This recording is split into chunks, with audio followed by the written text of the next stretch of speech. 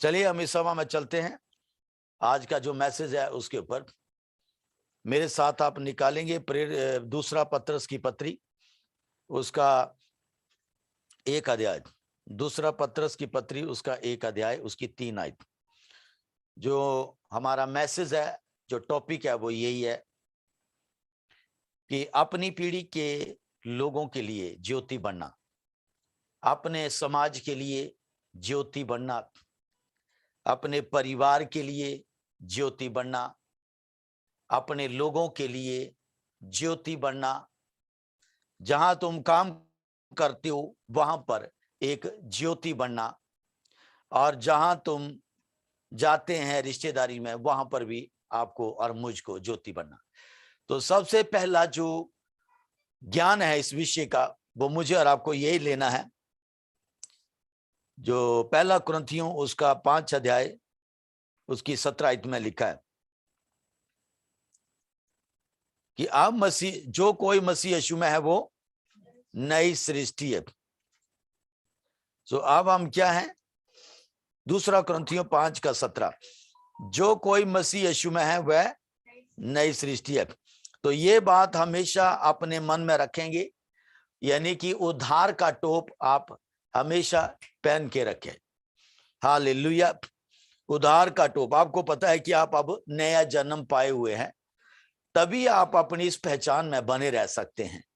नया जन्म पाए हुए हैं, नई रचना है। ये बात अलग होती है कि एक विश्वासी बाइबल पढ़ने में टाइम लेता है, संगतियों में, शिक्षाओं में, जैसे जैसे वो समय देगा अपनी लाइफ का, जीवन का, वैसे वैसे ही ठीक है, वैसे वैसे ही वो व्यक्ति जो है अपनी मसीह पहचान में बढ़ता है। लेकिन जिस घड़ी एक व्यक्ति प्रभु को अपना जीवन और मुक्तिदाता मानता देता है, उसी घड़ी वो व्यक्ति परमेश्वर के राज्य में वो दाखिल हो जाता है और एक वो नई सृष्टि बनता है। हालेलुया। सो वो मसीह यीशु में नई सृष्टि है, नई पहचान बन जाती है, और उसके जीवन की हर पुरानी बात नई हो गई होती है। इसीलिए उसकी इसी पहचान से जो है उसके जीवन की जो ज्योति है अन्य जगहों पर चमकती है। अब रही बात उस नई पहचान को एक विश्वासी जो है अन्य लोगों तक बताता है, उसके लिए उस व्यक्ति को कुछ एक कदम होते हैं डेली जो अपने जीवन में लेने होते हैं ताकि उसकी पहचान उसके समाज में दिखे। सिर्फ इतना कहना कि मैं क्रिश्चियन हूं, मैं चर्च जाता हूं, इससे आपकी पहचान नहीं बनती है। ये ध्यान रखना। आपकी पहचान आपके कामों से बनती है। उस नए जन्म पाए हुए व्यक्ति की पहचान उसके कामों से बनती है। सो बोलिए अपने पड़ोसी को, एक नए जन्म पाए हुए व्यक्ति की पहचान उसके कामों से बनती है। सो अगर आपके काम वचन के अनुसार है तो आपकी पहचान मसीह पहचान है। अंताकिया की कलीसिया में, अंताकिया के जो चर्च थी उसके अंदर जो सबसे नाम दिया गया क्रिश्चियन नेम, वो भी प्रियो ऐसे नहीं दे दिया गया। वो नाम इसलिए दिया क्योंकि उन्होंने प्रभु यीशु मसीह के वचनों को उनके जीवनों में देखा, प्रभु यीशु मसीह के कामों को उनके जीवनों में देखा, प्रभु यीशु मसीह के जो लाइफस्टाइल है, जीवन शैली, उसको उन्होंने अंताकिया की चर्च के अंदर देखा था। इसीलिए उन्होंने उन्हें कहा कि ये क्रिश्चियन है। क्रिश्चियन का मतलब है कि they walks like Christian, they walk like Christ. वो मसीह की तरह चलते हैं, यीशु मसीह की तरह रहते हैं, यीशु मसीह की तरह बोलते हैं, यीशु मसीह की तरह जीवन शैली उनकी। सो उनके कामों से ही उन्हें नाम दिया गया था, जो कि आज हम अपने उसको, लोगों ने हमें धर्म के साथ जोड़ दिया कि क्रिश्चियन एक धर्म है। क्रिश्चियन एक धर्म नहीं है। मैं फिर कहता हूं, अक्सर बोलता रहता हूं, क्रिश्चियन एक जीवन शैली है जो हम बाइबल के अनुसार डेली उसे जीते हैं। सो आइए हम इस टॉपिक के ऊपर सीखते हैं कि मैं अपनी पीढ़ी के लिए कैसे ज्योति बन सकता हूं। मैं अपनी पीढ़ी के लिए, अपने लोगों के लिए, जहां मैं काम करता हूं, जिनके बीच में मैं उठता बैठता हूं, उनके लिए मैं कैसे ज्योति बन सकता हूं। चलिए, how I can be a light to my generation, how I can be a light to my generation, और how I can be a role model to my generation. मैं कैसे अपने लोगों के लिए एक अच्छा नमूना बन सकता हूं। सो इसका जो स्क्रिप्चर है, मैंने कल light of the world man group में भी शिक्षा दी है, और आज मैं आपको उसको दोहराना चाहता क्योंकि आप में से बहुत सारे लोग उसमें शामिल नहीं थे। मैन ग्रुप की जो मीटिंग थी हमारी कल, उसमें मैंने ये शिक्षा दी हुई है। तो उसमें कुछ बातें मैंने क्लियर की है, कुछ एक जो आज मैं क्लियर करूंगा। 3 आई से पढ़ेंगे। क्योंकि उसकी ईश्वरीय सामर्थ्य ने सब कुछ जो जीवन और भक्ति से संबंध रखता है। Why don't you display the Bible? क्योंकि उसकी ईश्वरीय सामर्थ्य ने सब कुछ जो जीवन और भक्ति से संबंध रखता है हमें उसी की पहचान के द्वारा दिया गया है, जिसे हमें अपनी ही महिमा और सद्गुण, जिसने हमें अपनी महिमा सद्गुण के अनुसार बुलाया। जो कुछ भी हमारे जीवन और भक्ति से जुड़ी हुई जरूरत है वो परमेश्वर का वचन कहता है, वो परमेश्वर का वचन कहता है कि वह हमें परमेश्वर ने पहले से ही दे दिया। जिस घड़ी हम नया जन्म पाते हैं, जिस घड़ी हम प्रभु को जानते हैं, उसी घड़ी वो बात, वो पहचान, वो जरूरत है, वो अधिकार हमें दे दिए जाते हैं।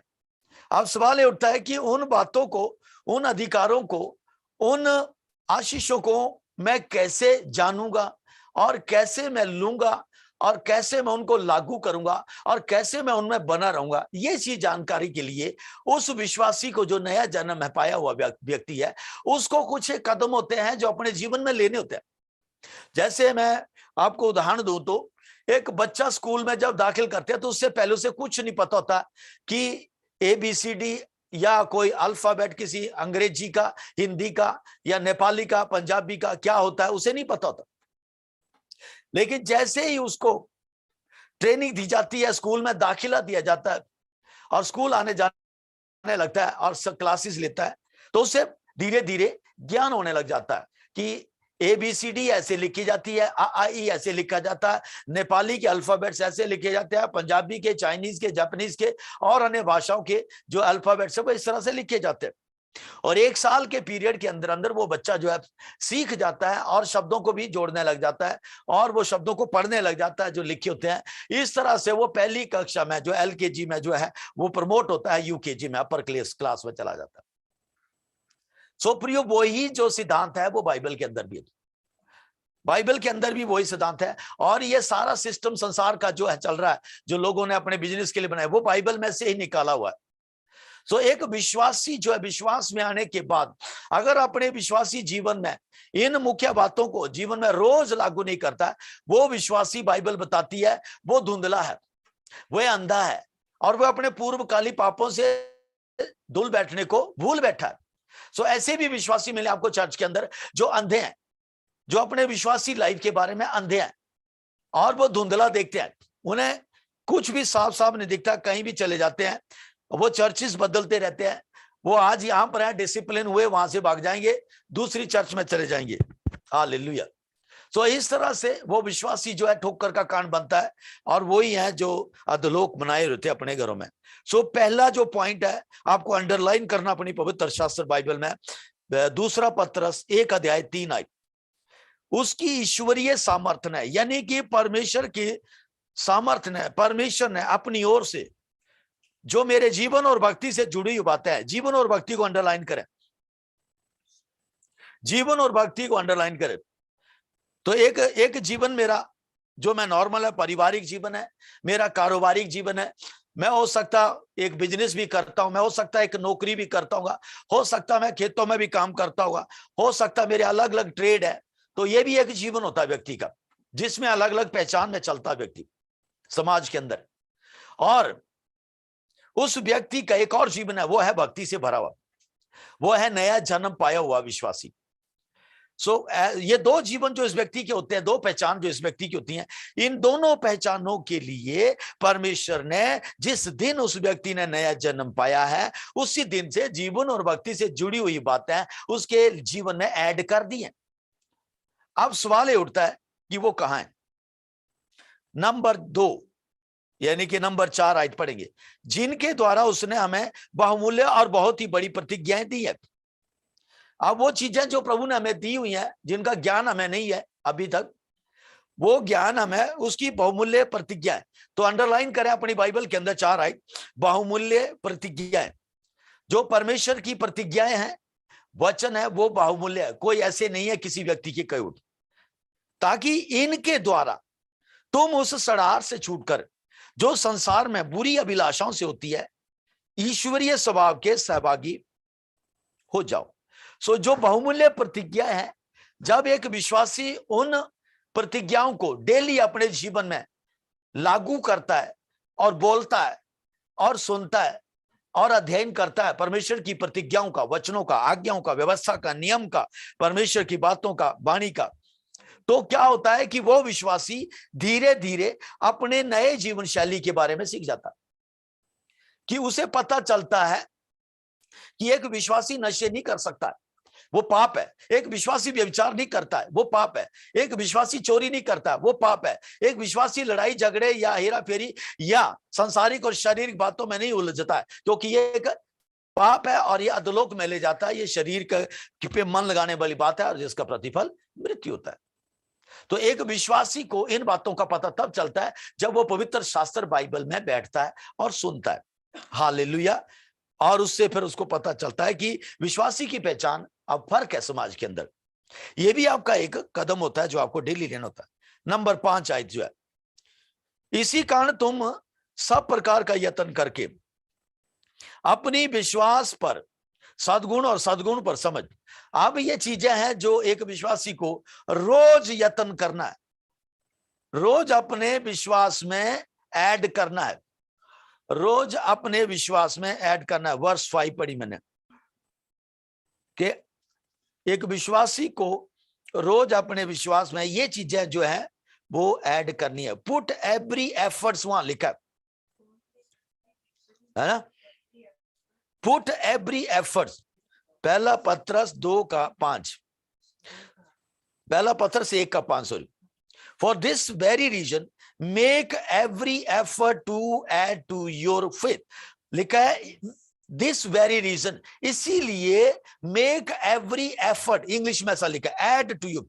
सो हमें प्रियो रोज अपने विश्वासी जीवन में इन चीजों को जो आगे लिखी हुई है, इन चीजों को ऐड करने के प्रयत्न करने हैं। इन चीजों को ऐड करने के प्रयत्न करने हैं। जो विश्वासी रोज अपने विश्वासी जीवन में इन वस्तुओं को, इन बातों को ऐड नहीं करता है, वो विश्वासी प्रियो धुंधला देखने वाला विश्वासी है, जिसकी आंखों में कैटरेक्ट आ गया हुआ है और उससे धुंधला दिखता है। वो अपने मतलब के लिए चर्च में आएगा और मतलब के लिए ही वो जाएगा। वो व्यक्ति, ऐसे विश्वासी ठोकर का कारण बनते हैं, जो पहले भी मैं बता चुका। तो क्या चीजें जो ऐड करनी है अपने विश्वास के अंदर, हमें अपने विश्वास के अंदर किन चीजों को ऐड करना? पहला पॉइंट, अपने विश्वास के अंदर सद्गुण। अपने विश्वास के अंदर हमने add to your faith goodness. Goodness होता है हमेशा भला करना, हमेशा भलाई करने की सोच रखना, हमेशा जो है किसी का बुरा नहीं सोचना। गुडनेस का मतलब होता है कि उस व्यक्ति की जो सोच है वो भला करने की है। लिखा है दया तुमसे दूर ना हो, दया न्याय पर जयवंत होती है। जो दया करेगा उसके ऊपर दया होगी, है ना। सो गुडनेस जो है आपके अंदर हमेशा रहनी चाहिए। चलो अगर उसने बोल दिया कोई बात नहीं, माफ करो, उसे एक और चांस दीजिए। ऐसा कहने वाला वही व्यक्ति बोलेगा जो पवित्र आत्मा से चलने वाला व्यक्ति है। दिमाग और शरीर से चलने वाले कहेंगे अच्छा उसने ऐसे कहा, रहने दे, उसके हाल पे छोड़ो, से भुगत रहा वो अपने कामों का फल। तो उसको क्या बोलते हैं? शारीरिक संसारी लोग वो ऐसा बोलते हैं। लेकिन जो पवित्र आत्मा पाए हुए लोग हैं, जो परमेश्वर के भय में चलने वाले लोग हैं, वो अपने विश्वास में भलाई हमेशा रखते हैं, वो भलाई करते हैं और भलाई में जीते हैं। तो ये पहला है कदम जो एक विश्वासी को अपने जीवन में ऐड करना है, goodness to your faith and to go. आगे लिखा है अपने भलाई के अंदर समझ को ऐड करना है।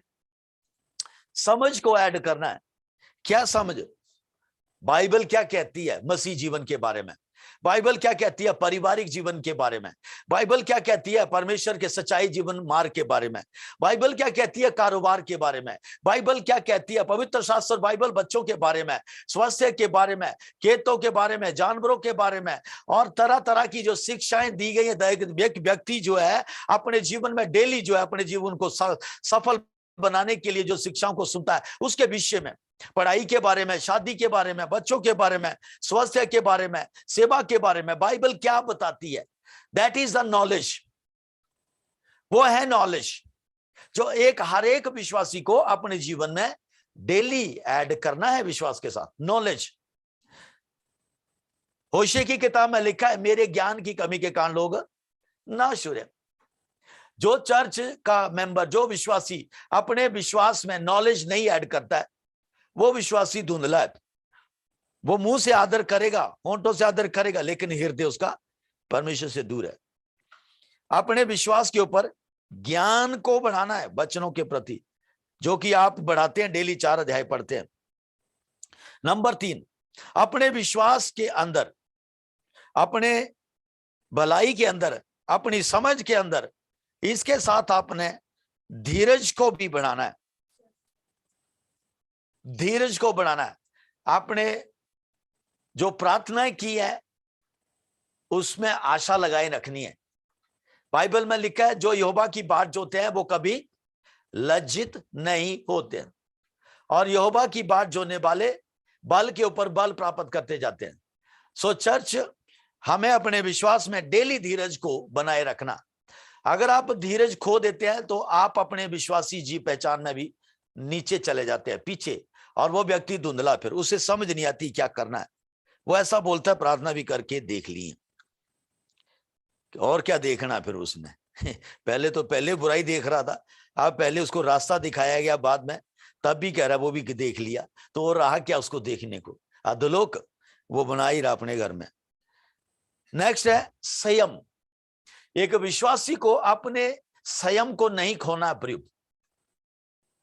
कोई व्यक्ति अगर आपको कोई बात बोल रहा है घर के अंदर, जहां आप काम करते हैं, वहां पर, पब्लिक में, गांव में, कोई ऐसी बात बोल दी उसने आपको जिससे आपको अंदर से ठेस लगी है, भावनाओं को चोट लगी है, तो कोशिश वहीं ये करे, एक अच्छा विश्वासी, सिद्ध विश्वासी वहां पर क्या करता है, कंट्रोल कर लेता अपने आप, वहां से हट जाएगा, अन्य भाषा में प्रार्थना करेगा और प्रभु को कहेगा, प्रभु मैं उसे माफ करता, उसने मेरी इंसल्ट किया, उसने मेरे खिलाफ बोला, उसने मेरे लिए ऐसी ऐसी बातें बोली, मैं वहां जवाब नहीं दे पाया, ना ही मैं देना चाहता हूं प्रभु, और आप इसका जवाब देंगे मेरी ओर से। यहोवा ने, परमेश्वर ने कहा, क्रोध को अवसर दो, बदला लेना मेरा काम है, परमेश्वर ने कहा। सो चर्च, ऐसे विश्वासी जो संयमी रहते हैं, वही है विश्वासी जो परमेश्वर को अपने जीवन में डेली देखते हैं कार्य करते हुए, अपने जीवन में डेली कार्य करते हुए देखते हैं, जो संयमी रहते हैं। Hallelujah, thank you king of glory, hallelujah. इसको चेक करो कैमरे को, क्या हो रहा है। संयम नहीं खोना है। एकदम से किसी ने गुस्सा दिलाया और आप वहां फ्रस्ट्रेट हो गए, जय पानी अपने उस चीज के ऊपर। और अगर बाइबल कहती है ऐड करना विश्वास में, तो अपने ऐड करना, प्रार्थना ही करनी है इस चीज के लिए, कहना प्रभु मैं अपने विश्वास में संयम को ऐड करता हूं आज, ताकि मैं किसी की बातों से प्रवोक ना हूं, किसी की बातों से मैं झुंझलाऊं नहीं, गुस्सा ना करूं, या कोई हाथ पैर चलाने वाली बात ना करूं मैं। ये संयम जो है आपको ऐड करना डेली, धीरज आपको ऐड करना डेली, समझ आपको ऐड करनी है डेली, और भलाई आपको ऐड करनी है डेली अपने विश्वास में। नेक्स्ट है भक्ति, गॉडलीनेस। गॉडलीनेस होती है आपको अपने जीवन में, अपने विश्वास में भक्ति पूर्ण स्वभाव, परमेश्वर का भय, यानी कि भक्ति का जीवन है परमेश्वर का भय का जीवन। कोई बुराई करने के लिए उकसा रहा है, आप बुराई नहीं करेंगे। कोई झूठ बोलने के लिए बोल रहा, नहीं करेंगे। पाप के लिए बोले, नहीं करेंगे। ये क्या आपके अंदर भय है, वो भक्ति भरा जीवन है। भक्ति पूर्ण स्वभाव शैली आपकी होनी चाहिए, ताकि आप दुनिया की सड़ाहट से बच सको। दुनिया में बहुत ज्यादा प्रभोग किए जाते हैं लोग, चर्च भी और लोग भी। नेक्स्ट है अपनी भक्ति के साथ आपसी मेल मिलाप, शांति पूर्वक व्यवहार, हमेशा मेल मिलाप की जीवन शैली। कभी भी प्रियो, कोई भी बात आपके घर परिवार या रिश्तेदारी में दिखती है जहां पर विभाजन हो रहा है, वहां पर आप एक कड़ी बन जाओ मेल की, वहां पर उनको एक ब्रिज बन जाओ उनके लिए मेल मिलाप का।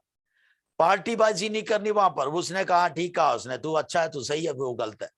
तो अगर ऐसा कोई विश्वासी ऐसे पक्ष करता है, वो विश्वासी धुंधला है, और वो कभी भी परमेश्वर के साथ किसी का मेल मिलाप नहीं करवा सकता।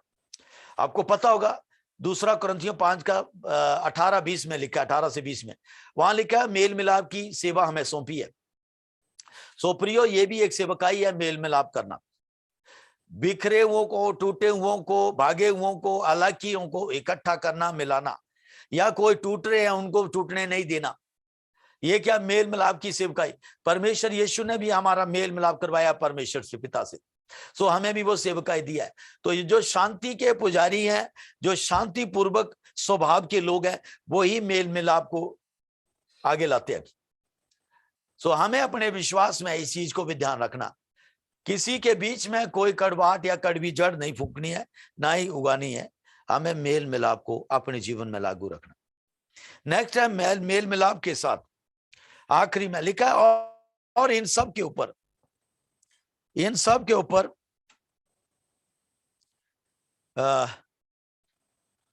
परमेश्वर के प्रेम में बढ़ते जाओ। भाईचारे की प्रीति पर प्रेम बढ़ाते जाओ। प्रेम ये नहीं है आई लव यू कहना, प्रेम ये है आज्ञा मानना। परमेश्वर के वचनों में जो लिखा है उसको फॉलो करना। जैसा सुनते हैं वचनों में, जैसा शिक्षाओं में सुनते हैं, उसको एक एक चीज को फॉलो करना। इसे प्रेम में बढ़ने का कहते हैं। प्रभु यीशु मसीह ने कहा, जो कोई मुझसे प्रेम रखता है, यूहन्ना की पत्री में, यूहन्ना के सुसमाचार में, वह मेरी आज्ञा को मानता है। 14 अध्याय में प्रभु यीशु मसीह ने यह भी कहा कि जो मुझसे प्रेम रखता है, जो हाथ पर हाल रख करके पीछे देखता है, वो मेरे काबिल नहीं है ना। सो प्रेम रखने का मतलब नहीं आई लव यू कहना, या अच्छे से कपड़े पहन करके पास्टर्स और लीडर्स हैं उनके साथ संगतियां करनी और उनके साथ रिश्ता बनाना, उसे प्रेम कहते हैं। मिलजुलना बिल्कुल नहीं, ये एक पार्ट है, उस प्रेम के फल होते हैं जो आप मिलजुल के रहते हैं, ये फल होता है। लेकिन प्रेम का असली मतलब है आज्ञा मानना। किसकी? परमेश्वर के वचनों की आज्ञा मानना, हालेलुया। और अपने माता पिता की आज्ञा मानना, ये प्रेम के प्रतीक है। ऑलराइट, नेक्स्ट है 9 आयत 8 आयत। प्रेम बढ़ाते जाओ, क्योंकि यदि ये बातें तुम्हें वर्तमान रहें और बढ़ती जाएं, तो तुम्हें हमारे प्रभु यीशु मसीह की पहचान में निकम्मे और निष्फल ना होने देगी। देखिए, ये जो 7 बातें ऊपर पड़ी हैं, अगर ये रोज आपके अंदर बढ़ती जाए, इसका मतलब है कि रोज हमें इन चीजों को ऐड करना अपनी लाइफ में। हमें रोज भलाई को ऐड करना है विश्वास में, रोज अपने जीवन में जो है परमेश्वर के वचनों के ज्ञान को ऐड करना है, जोड़ना है, धीरज को ऐड करना है, संयम को ऐड करना है, और भक्ति भरा स्वभाव रखना, हमें परमेश्वर के भय में चलना है, और मेल मिलाप से रहना है, और परमेश्वर का आज्ञाकारी रहना। ये चीजें रोज हमें प्रैक्टिस करनी है अपनी लाइफ। रोज हम समाज में चलते हैं, रोज हम सोसाइटी के लोगों से मिलते हैं, अपने रिश्तेदारों से मिलते हैं, तो रोज ही ये चीजें हमारी प्रैक्टिस में आती हैं। अगर कोई गुस्सा दिला रहा है, वहां पर आपका संयम का है, तो संयम होगा, ऐड किया होगा विश्वास में, तभी संयम मिलेगा। अगर कोई किसी चीज के लिए कोई बार बार कह रहा अभी तक नहीं आई, तो आपने अगर धीरज ऐड किया होगा अपने जीवन में, तभी तो आप दूसरे तसल्ली दे पाओगे। चिंता नहीं कर, परमेश्वर उपाय करेगा। परमेश्वर ने इजरायलियों के लिए किया, परमेश्वर ने मेरे लिए भी किया, आपके लिए भी करेगा। अगर आपके अंदर धीरज हो जाएगा तभी। अगर आपके अंदर धीरज नहीं है तो क्या पता क्या कहेंगे, हाँ यार ठीक कह रहे आप, अब ऐसा कह रहे, सब एक ही होते हैं, कुछ भी नहीं, सब जो तुम करना चाह कर। फिर बाद में शैतान उसे भरमा देगा, तो क्या करना आ गया वहां से, अब ठीक है तो अब क्या करेगा। बाद हेरा फेरी का, चोरियां कर, छीना चपटी कर, व्यभिचार कर, नशे कर, लड़ाई झगड़े कर, ये लाइफ है। नरक का तो लोग आपका भाग है फ्री ऑफ कॉस्ट में। प्रियो मत भरमाए जाना। ये चीजें अगर तुम्हारे अंदर होंगी और रोज बढ़ती जाए, तो आप एक सिद्ध विश्वासी का जीवन शैली और एक अच्छा नमूना बन सकते हैं समाज के लिए। अगर ये चीजें नहीं होंगी तो निकम्मे करा, लिखा अपनी पहचान में निकम्मे और निष्फल ना होने देगी। निकम्मे का मतलब है unfruitful, unproductive, unfruitful and unproductive.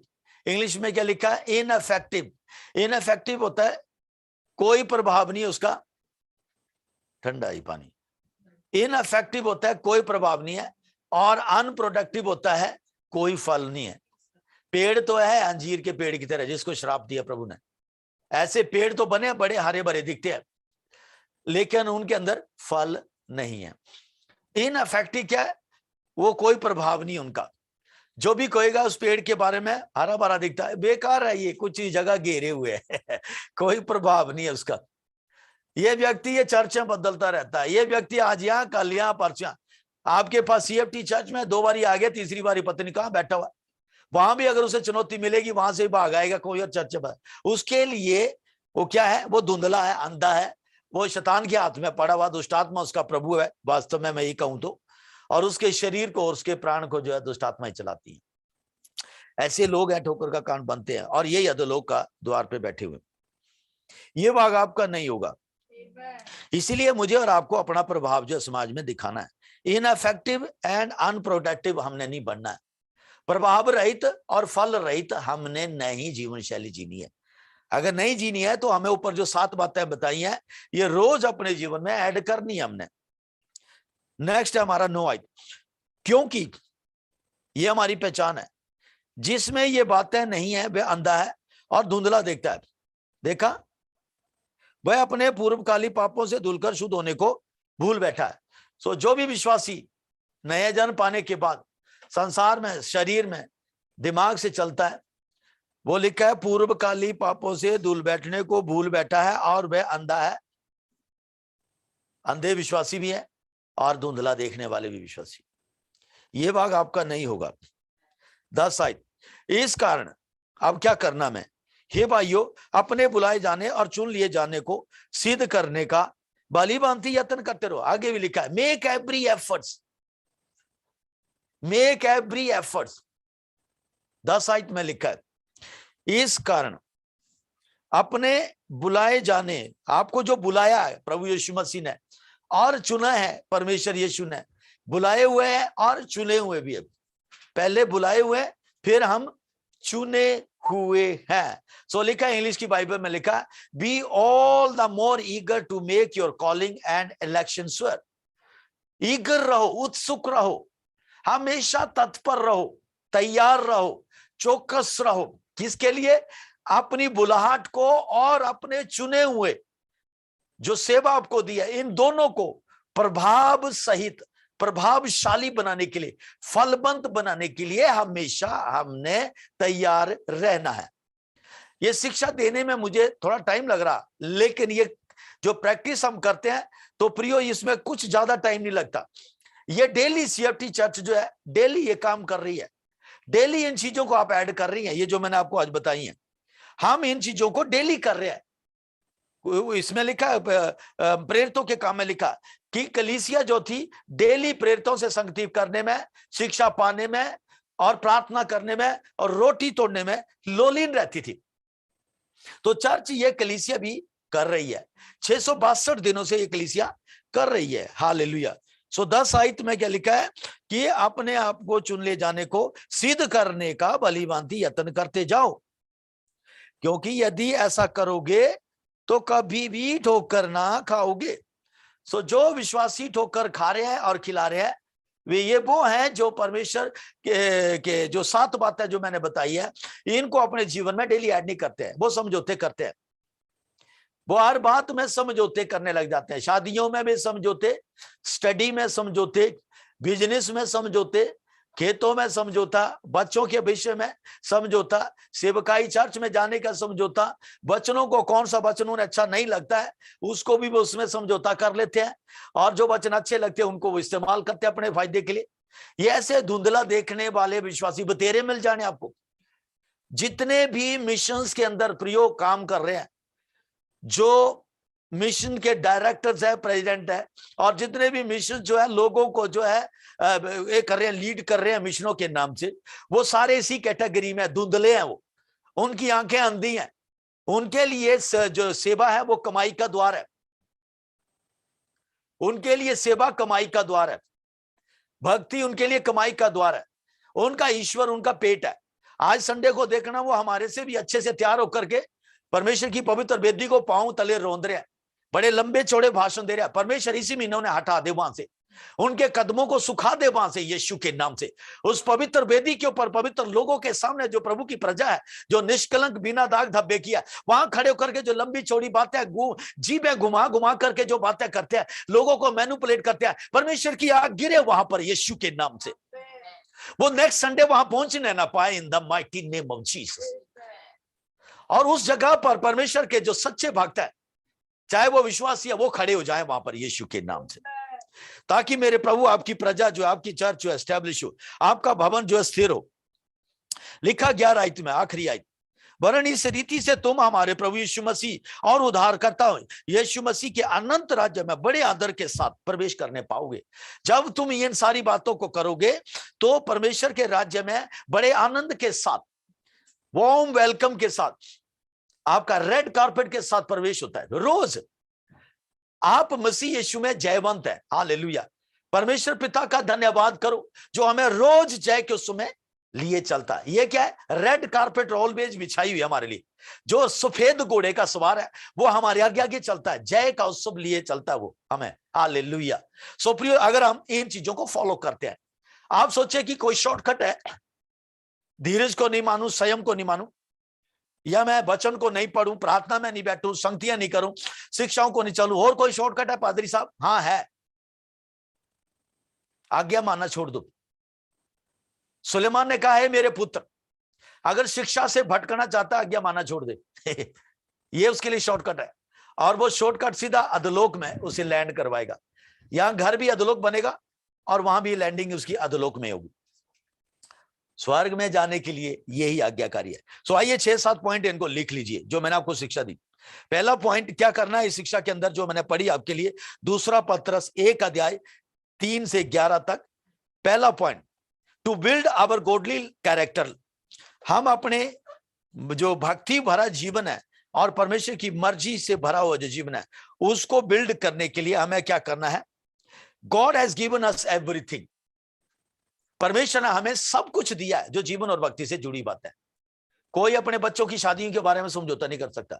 परमेश्वर के पास बैठे रहो, बैठे रहो उसके पास, बैठे रहो उसके पास, बैठे रहो उसके पास, मांगते रहो उससे, मांगते रहो। यिर्मयाह की किताब में लिखा, उस दिन तुम मुझे खोजोगे और पाओगे, उस दिन तुम मुझसे मांगोगे और मैं तुम्हें दूंगा, उस दिन तुम मुझे ढूंढोगे और तुम पाओगे, तुम मेरा द्वार खटखटाओगे मैं तुम्हारे लिए खोलूंगा।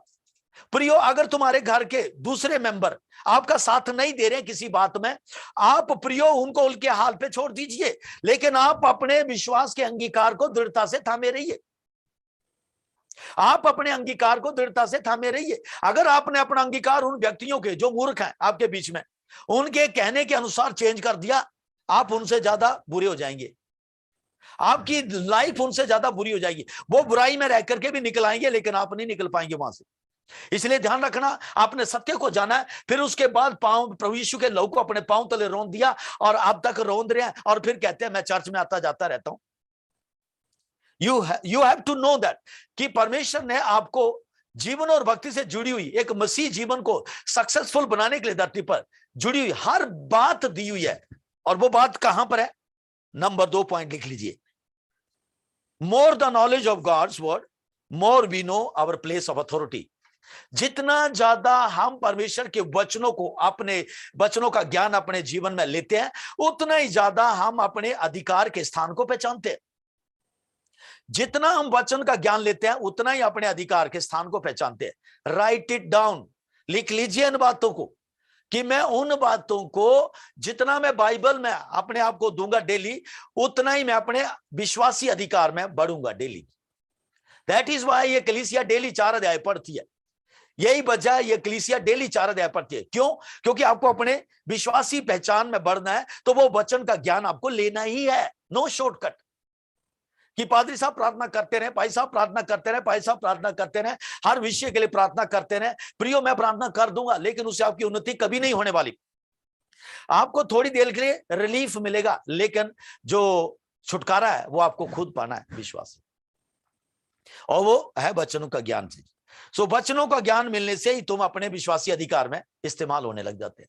वचनों का ज्ञान नहीं है, आप इस्तेमाल नहीं होंगे। नंबर 3 बात है, लिख लीजिए, to achieve his blessing we have to unlock the promises of God. हमें परमेश्वर के वचनों के अंदर जितनी भी आशीषें लिखी हुई हैं, उन आशीषों को अगर मुझे अपने जीवन में देखना है तो मुझे परमेश्वर के वायदों को रोज बोलना है अपने मुंह। मुझे परमेश्वर के वायदों को रोज अपने लिए अंगीकार करने हैं। मान लीजिए चंगाई के बारे में, पैसे के बारे में, बच्चों के बारे में, नौकरी के बारे में, शादी के बारे में, खेतों के बारे में, बिजनेस के बारे में, सेवा के बारे में, जो जो वायदे प्रभु ने किए बाइबल के अंदर, उनको रोज अंगीकार करना। जब आप ऊपर बाइबल पढ़ रहे हैं तो आपको वायदों का पता चलता है, और जब पता चलता है कि परमेश्वर ने अपनी बीमारियों के, आपकी बीमारी के लिए कोड़े खाए, तो आप उस वायदे को निकालिए वहां से और बोलने शुरू कर दीजिए, यीशु के कोड़े खाने से मैं चंगा हूं, इसलिए बीमारी में तुझे हुक्म देता, मेरे घर से जा। लिखा, जो परम प्रधान के छाया स्थान में बैठा रहेगा वह सर्वशक्तिमान की छाया में ठिकाना पाएगा, वह कह रहा है उसके डेरे के निकट दुख को क्लेश नहीं आएगा, क्यों? क्योंकि वो यहोवा के छाया स्थान में बैठा हुआ। तो ये क्या? परमेश्वर के वायदे हैं। इन वायदों को जब हम अंगीकार करते हैं तो ये वायदे हमारे लिए कार्य करने लग जाते हैं। यही वायदे जो हमें आशीषों को देने लग जाते हैं, बिना किसी स्वेटिंग के, बिना किसी पसीने के, बिना किसी पेमेंट के परमेश्वर के वायदे हमारे लिए फ्री ऑफ कॉस्ट कार्य करने लग जाते हैं। दैट इज वाई हर एक विश्वासी को परमेश्वर के वायदों को अंगीकार करना डेली, और जो अंगीकार किए हुए हैं किसी विषय के बारे में, उन अंगीकारों को तब तक नहीं छोड़ना है जब तक वो अंगीकार तुम्हारे लिए पूरे नहीं हो जाते हैं। क्योंकि परमेश्वर के वचनों में यह भी लिखा है कि उसका वचन सिद्ध है, उसका वचन ताया हुआ है, उसका वचन सच्चा है, उसका वचन विश्वास योग्य है। हालेलुया। जो विश्वास उस अंगीकार को दृढ़ता से थामे रहेगा, उसके लिए वो वचन कार्य करते हैं। लेकिन अगर आपने अंगीकार छोड़ दिया तो निराशा। नंबर 3 जो आपको अपने जीवन में लागू करनी है daily, number 3, through the promises of God we do participate in his divine nature. हम इन्हीं वायदों के द्वारा परमेश्वर की दैविक स्वभाव में शामिल हो जाते हैं। चौथा पॉइंट है कि हम परमेश्वर के वायदों को जब बार बार बोलते रहते हैं ना, जो मैंने बोले अभी भजन कानून से बोला, भजन 121 बोल दिए, भजन 112, भजन 145 जो हम रोज बोलते हैं, है ना, पृथ्वी और जो कुछ उसमें यहोवा ही का, भजन 24 बोलते हैं, ये क्या? परमेश्वर के वायदे हैं। जब हम इन चीजों में बोलते रहते हैं तो हमारे अंदर स्वभाव बन जाता है, ये हमारी एक आदत बन जाती है, और फिर जब भी कोई ऐसी बात होती है तो तुरंत वो वचन हमारे अंगीकार जो करते हैं हमारे मुंह पर आता है। लिखा है जी यहाँ पर तो इतनी बड़ी महंगी जमीन है, और वहां पे हम भजन 24 पढ़ते हैं, वहां लिखा है पृथ्वी और जो कुछ उसमें वो यहोवा ही का है, तो फिर महंगी कहाँ रही? मैं उस यहोवा को जानता है जिसकी ये पृथ्वी है। Hallelujah somebody. लेकिन मेरा एक भाई कह रहा है बड़ी महंगी है, वो उसके लिए, क्योंकि वो परमेश्वर के वायदों को नहीं जानता। लेकिन मैं प्रभु के वायदों को जानता है, इसलिए मैं उसको अंगीकार कर रहा हूं, और मैं ऐसे अंगीकार करता रहूंगा तो देखना एक दिन उसको जो मैंने कहा वो पूरा भी करके दिखाऊंगा वहां पर। सो इसलिए अपने अंगीकार को दृढ़ता से थामे रहिए, अपने अंगीकार को दृढ़ता से थामे रहिए। जब तक वो पूरा नहीं हो जाता आपके घर के अंदर, तब तक उसको बोलते रहिए, चाहे कुछ भी हो जाए। जो लोग अभी आपको रोक रहे हैं ना, जो लोग अभी विरोध कर रहे हैं ना, जो लोग आपका साथ नहीं दे रहे हैं ना, जब वो वायदा पूरा होगा आपके बीच में, तो वही लोग सबसे आगे आएंगे तालियां बजाने के लिए और कहेंगे हाँ हमने सुना है आप बोलते थे, हमने सुना आप प्रार्थना करते थे, हमने देखा है कि आप यहाँ प्रार्थना में घुटनों पे बैठे रहते थे, और आपके पास जमीन ही थी, और आपके पास भवन ही था, और अब आपने जो अंगीकार किया, विश्वास किया, और आज परमेश्वर ने इतनी बड़ी और इतना देता परमेश्वर कि उनका मुंह खुला का खुला ही रह जाता है। Hallelujah somebody. इसीलिए अपने अंगीकार को दृढ़ता से छोड़ दो, यही कहा कि थामे रहो। नंबर 4, इन्हीं के द्वारा ही हम परमेश्वर संसार के भ्रम से बच जाते हैं। जब हम इन प्रोमिसेस में रहते हैं, नंबर 5 जो पॉइंट है हमारा ये है कि जब हम परमेश्वर के वचनों में रहते हैं चर्च, तो हम क्या है, सांसारिक लालसाओं, अभिलाषाओं और संसार की युक्तियां और शरीर के कामों और शैतान की चाल को हम पहचान लेते हैं। बाइबल में लिखा है कि शैतान कर, चोर कर और किसी काम के लिए नहीं, घात करने, नाश करने, हत्या करने, डाक करने के लिए आता है, प्रभु यीशु मसीह जीवन देने आया। तो हमें पता लग गया जो कोई घात कर रहा है वो शैतान का काम हो रहा है, हमें पता लग गया। जो कोई विभाजन कर रहा है वो शैतान का काम है, हमें पता लग गया। जो कोई लड़ाई झगड़े कर रहा है वो शैतान का काम है, हमें पता लग गया। कारण कुछ भी हो सकता है, लेकिन ये शैतान के काम है। जो कोई व्यभिचार कर रहा है, हमें पता है शरीर का काम है, शैतान इसमें काम कर रहा है ना। जो भी हत्या कर, ये सारे संसार के, लेकिन संसार कैसे डील करता है इनको? हत्या को हत्या, अगर व्यभिचार किया पकड़ो, अरेस्ट करो, डालो उसको उसमें। चोरी कर रहा पकड़ो, मारो, पीटो, जब तक मार सकते हो। लेकिन परमेश्वर का वचन हमें बता देता कौन क्या कर रहा है। तो इस तरह से हम संसार के भ्रम से बच जाते। कोई हमें बुरा बोलता है, हम उन्हें माफ कर देते हैं। कोई हमें सताता है, उनके लिए प्रार्थना करते हैं। कोई हमारे खिलाफ बोलता है, हम उनके लिए आशीष बोलते हैं। ये क्या है? हम परमेश्वर के ज्ञान में चल रहे हैं, परमेश्वर की नेचर में चल रहे हैं, परमेश्वर के स्वभाव में चल रहे हैं, परमेश्वर का मन हमारे अंदर है, इसलिए तो हम ऐसा कर पा रहे हैं। नहीं तो प्रियो हम भी संसार में आंख के बदले आंख, दांत के बदले दांत, ये था हमारी सोच पहले। ये संसार में अभी भी है। आंखों की अभिलाषा, जीविका का घमंड और शरीर की अभिलाषा, ये संसार में अभी भी कार्य कर रही है। लेकिन हम इनसे अलग हो गए हैं क्योंकि हम वचन को पढ़ते हैं, वचन का ज्ञान हमारे अंदर है, परमेश्वर का स्वभाव हमारे अंदर है, नया जीवन हमारे अंदर है, हम डेली इन चीजों में चलते हैं, इसलिए हम चीजों से जय पाते हैं। तो इन्हीं के द्वारा, परमेश्वर के वचनों के द्वारा ही हम भ्रम से बच जाते हैं। नेक्स्ट है नंबर 6, इन सब आशीषों को बनाए रखने के लिए हमें अपने विश्वास में रोज जो निम्नलिखित कदम है वो लेने ही लेने हैं। ये मैंने आपको कदम बताए ना, पढ़े आपके लिए। रोज हमें अपने विश्वास में इन चीजों को ऐड करना। सो क्या क्या पढ़ना, क्या क्या ऐड करना डेली? हमेशा भलाई करने की सोच रखनी है। नंबर 2, जीवन और भक्ति से जुड़े हुए प्रभु के वचनों का ज्ञान रखना है। नंबर 2, परमेश्वर के वचनों का ज्ञान बढ़ाना है डेली, परमेश्वर के बाइबल को, वचनों को पढ़ना है डेली। नंबर 3, क्या करना? विश्वास के अंदर धीरज को ऐड करना डेली। फिर नंबर 4, संयम को ऐड करना है डेली, हमें संयम ही रहना। नंबर 5, भक्ति पूर्ण स्वभाव शैली रखनी है हमने डेली, परमेश्वर के भय में चलना यानी कि डेली। नंबर 6, आपसी मेल मिलाप, शांति से रहना डेली, ये भी एक हमारे जीवन में एडिशन रहना डेली। नंबर 7 है आपसी प्रेम में यानी कि आज्ञाकारिता में बढ़ना। ये चीजें जो हमने अपने विश्वास में रोज ऐड करनी है, रोज हमें इनमें चलना है। कोई गलती हो जाती है तुरंत माफी मांग लीजिए और फिर से अपने आप को ऐड कर लीजिए। नंबर 8, ध्यान रहे कि ये बातें रोज बढ़ती रहनी चाहिए, मेरे और आपके जीवन में ये रोज बढ़ती रहनी चाहिए, तभी चर्च, मैं और आप एक प्रभावशाली और एक फलवंत जीवन शैली जो है अपने समाज में एक अच्छा नमूना बन सकते हैं। अगर ये चीजें हमारे अंदर नहीं है तो धुंधले है। नंबर 9, जो विश्वासी ऊपर कही गई बातों में नहीं चलता है, नहीं रहता है, तो वह कम रोशनी वाला व्यक्ति या उसकी आंखों से कम देखता है, धुंधला व्यक्ति देखने वाला, वैसा विश्वासी है वो। चर्च में आता जाता रहता है, बैठता रहता है, संडे को भी मिल जाएगा, आज आज आज ज्यादा मिलने आपको ऐसे लोग, और फिर क्रिसमस के दिन और ज्यादा मिलने, और ईस्टर के दिन उससे भी और ज्यादा मिलने आपको, बाकी दिन पता नहीं कोई उनका। सो ये प्रियो जो धुंधला देखते हैं वही व्यभिचार करें, चोरियां करें, झूठ बोल रहे हैं, थोड़ा बहुत तो चलता है, ये वही है अंधे देखने वाले। ऐसे लोगों से दूर रहना। बाइबल में लिखा, अंधा अंधे को अगर गाइड करे तो वो दोनों खड्डे में गिरते हैं। अगर तुम्हारे साथ ऐसा कोई विश्वासी है जो हेराफेरियां कर रहा है और आप उसके साथ चल रहे हैं, गड्ढे में गिरोगे, उससे आगे हो जाओ उससे आगे हो जाओ, नहीं तो खड्डे में गिरेंगे। उसे पीछे कर लो, चाहे वो आपका हस्बैंड ही है, चाहे वो आपकी पत्नी है, चाहे आपके सास ससुर हैं, चाहे आपकी जेठ जेठानी है, चाहे आपके बच्चे हैं, बहू बेटे हैं, जो भी ऐसी चाल चल रहा है, सीधी चाल नहीं चल रहा है और चर्च में आने जाने का दावा करता है, वो अंधा है, धुंधला है, उससे सावधान रहो। और उसको अगर साथ लोगे तो आप ही को लीड करना पड़ेगा, उससे लीड मत लीजिए, उससे सलाह मत लीजिए, उससे कुछ भी मत पूछिए, क्योंकि जब वो मुंह खोलेगा तो कड़वाहट ही निकलेगी, गंदी बातें निकलेगी, शक ही निकलेगा, फ्रस्ट्रेशन निकलेगी और आप फिर दुखी होते रहेंगे और कहेंगे इसको समझ नहीं आता, इसको दिखता नहीं है। कहां दिखता? बाइबल उन्हें अंधा बताती है। कहां सुनता? वो बहरे हैं। कहां बोल सकते वो गूंगे हैं। आप क्यों गूंगे से सुनने की सोच रहे हैं? आप बहरे से क्या सुनाने की सोच रहे हैं? एक समाज में कहावत भी है, भैंस के आगे बीन मत बजाओ, बजाओगे कुछ दूध नहीं देगी, बीन सांप के आगे बजाओगे तभी वो नाचेगा हालेलुया। गलत जगह बीन मत बजाओ। सो मैं उम्मीद करता हूं ये पॉइंट आप सीख रहे हैं। नंबर 9, हमें रोज प्रभु के वचनों में पहचान में बने रहना है।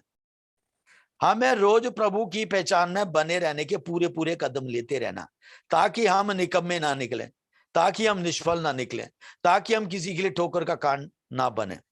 सो चर्च यहीं पर मैं आपको रोकूंगा। ये आज का मेरा संदेश था कि हम कैसे अपनी पीढ़ी के लिए ज्योति बन सकते हैं डेली। सो खुशखबरी यही है कि आप लोग CFT चर्च इंडिया जो है ये काम सारे कर रही है। डेली हम बाइबल पढ़ रहे हैं, डेली संगतियां कर रहे हैं, डेली प्रार्थना कर रहे हैं, डेली प्रभु के भय में चल रहे हैं। सो हमारे लिए ये हमारा जीवन शैली है, ये हमारा स्वभाव है डेली। ये तो सिर्फ मैंने आपके ज्ञान के लिए आपको जो है बताया, सिखाया, अदरवाइज ये हम कर रहे हैं डेली। हालेलुया।